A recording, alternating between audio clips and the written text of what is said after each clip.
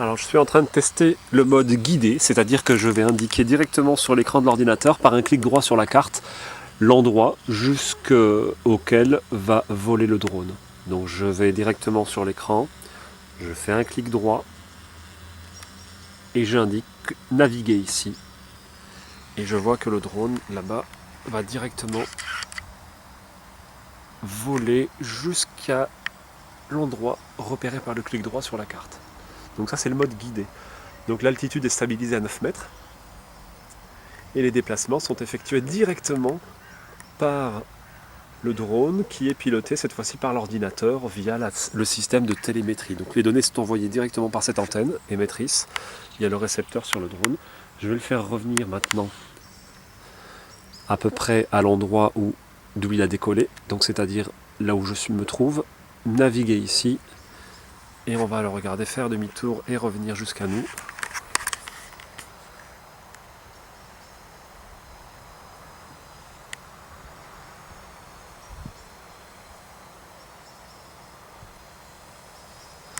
Voilà, il est en approche.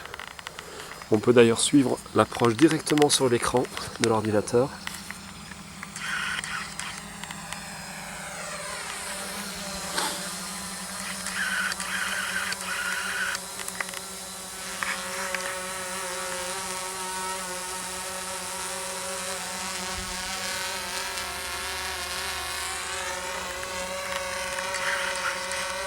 Dernier essai, il nous reste encore un peu de batterie. Donc je vais le faire aller au milieu du terrain de baseball. Et on le voit directement faire son demi-tour et se diriger vers le point correspondant. Voilà, donc maintenant on va mettre un terme à ce petit vol guidé, c'est-à-dire que je vais tout simplement activer le mode loiter, c'est-à-dire le mode RTL, Return to Launch, c'est-à-dire qu'il va revenir en atterrissage automatique. Il suffit pour cela que j'active sur ma télécommande les 3 boutons vers le bas et le drone qui est programmé pour monter.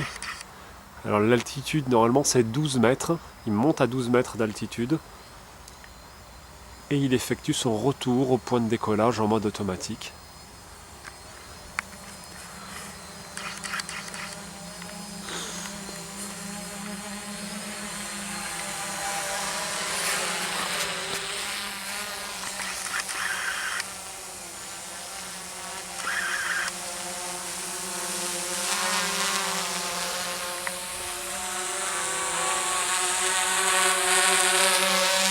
Donc la descente se fait automatiquement. D'ailleurs, je n'ai plus les mains sur la télécommande que vous voyez ici à côté de l'ordinateur.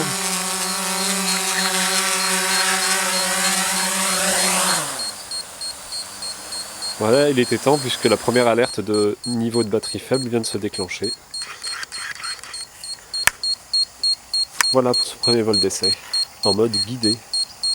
Donc là, on peut véritablement parler de drone puisque il vole seul, piloté par l'ordinateur, donc l'être humain n'intervient plus dans les déplacements du multicoptère qu'on appelle dorénavant un drone, dans le cas présent.